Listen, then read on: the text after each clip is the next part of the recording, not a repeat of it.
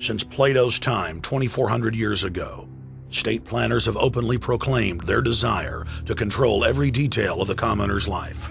From breeding programs to mass extermination of undesirables, the dark dream has continued on for millennia.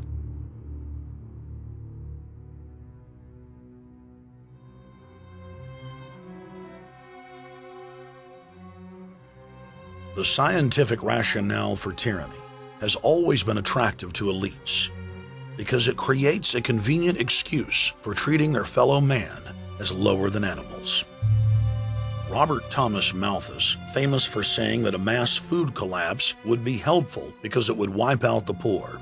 His fictional scenario would later be called a Malthusian catastrophe. Malthus is important because his ideas led to the rise of a new scientific field that would dominate the course of human history for the next 200+ years.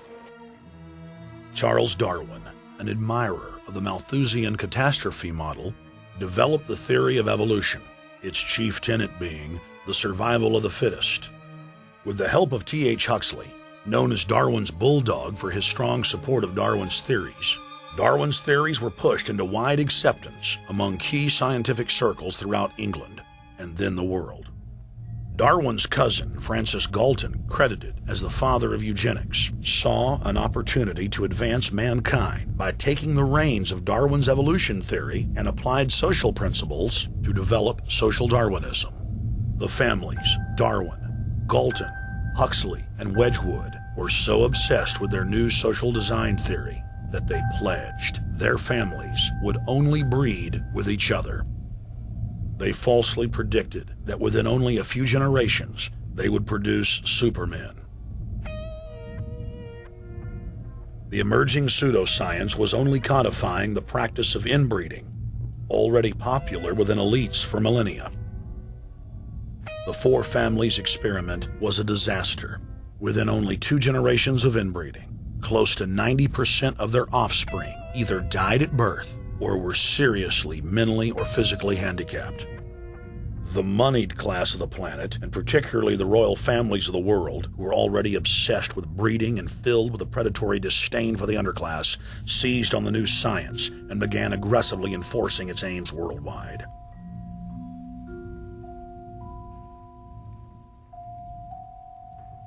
Biometrics appears to be a new science, but it was actually developed by Galton back in the 1870s as a way to track racial traits and genetic histories, and as a way to decide who would be licensed to breed. In 1904, the Cold Springs Harbor Research Facility was started in the United States by eugenicist Charles Davenport with the funding of prominent robber barons Carnegie, Rockefeller, and Harriman. In 1907, the first sterilization laws were passed in the United States. Citizens with mild deformities or low test scores on their report cards were arrested and forcibly sterilized. You're 17, aren't you, Alice? Yes, but what have you done with my folks? Well, we're trying to help them, Alice, and you too. They were taken to the hospital this afternoon. Hospital? Wasn't none of them sick this morning? We thought it necessary to present your family's case to the State Medical Commission. After an examination, they decided there was but one important action to take: to have your entire family sterilized. Why, what's that? I don't know what you're talking about. Now, in this state, we have a law which provides for such people to have an operation so there won't be any more children. I see. Now, we've placed your brothers in institutions where they'll be properly cared for. You can go back to your job soon. I'll arrange to have it held open for you. But I'm keeping my job. I'm not going anywhere.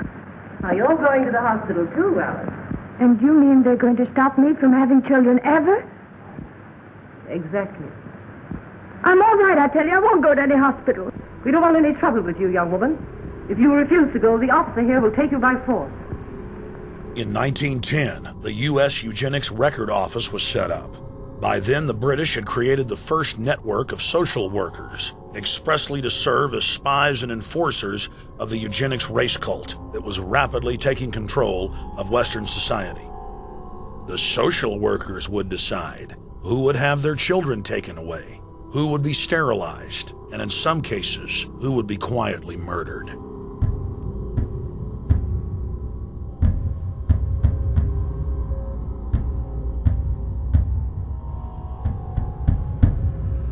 In 1911, the Rockefeller family exports eugenics to Germany by bankrolling the Kaiser Wilhelm Institute, which later would form a central pillar in the Third Reich. At the 1912 International Eugenics Conference in London, eugenics becomes an international craze and gains superstar status. The futurist and best-selling sci-fi author H.G. Wells had studied biology under top eugenicists and was spreading the new faith worldwide. In 1916, H.G. Wells' lover, Margaret Sanger, starts her promotion of eugenics in the United States. In 1923, Sanger receives massive funding from the Rockefeller family. Sanger wrote to fellow eugenicist Clarence J. Gamble that black leaders would need to be recruited to act as frontmen in sterilization programs directed against black communities. In 1924, Hitler pens Mein Kampf, or My Struggle, and credits U.S. eugenicist as his inspiration. Hitler even wrote a fan letter to American eugenicist and conservationist Madison Grant, calling his race-based book, The Passing of the Great Race, his Bible. Hitler developed the plan for mass extermination of the Jews and what he called other sub-races, as well as the handicapped, from Grant. By 1927, eugenics hit the mainstream. The so-called science was aggressively pushed through contests at schools, churches, and at state fairs. Churches competed in contests with big cash prizes to see who could best implement eugenics into their sermons. Major denominations then tell Americans that Jesus is for eugenics. That same year in the United States, more than 25 states passed forced sterilization laws, and the Supreme Court ruled in favor of brutal sterilization policies. When Hitler came to power in 1933, one of his first acts was to pass national eugenics laws, modeled after laws in the United States.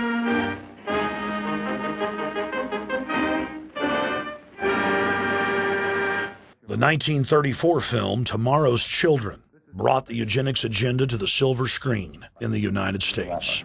In the case of Miss Mason, I can see no reason for the operation that's been recommended. The girl is perfectly normal. She's hard-working and has a good reputation.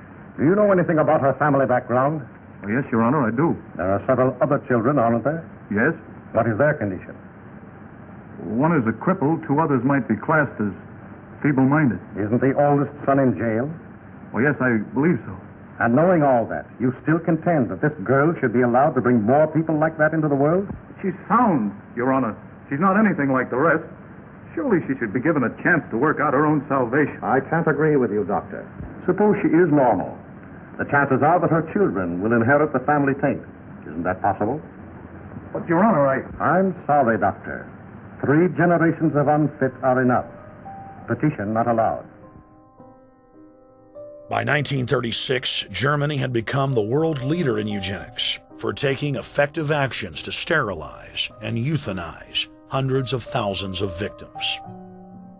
The big 3 of American eugenics, Davenport, Laughlin, and Goethe, were dispatched by the Rockefellers to Germany, where they advised the Nazis on the fine-tuning of their extermination system. With the strong support of the U.S. and England, Germany had gone over the edge, and tens of millions would pay with their lives. At the end of the war, the Allies protected from prosecution the very Nazi scientist that had tortured thousands of people to death. The Nazi brand of eugenics had embarrassed the elites, but they had no intention of stopping their plans. The Allies literally fought with each other over who would get top Nazi eugenicist. It didn't matter if the SS doctors had tortured tens of thousands to death. They were free to go. The Angel of Death, Joseph Mengele, and his boss, Ottmar von Verscher, were not prosecuted, and von Verscher even continued his work in Germany after the war.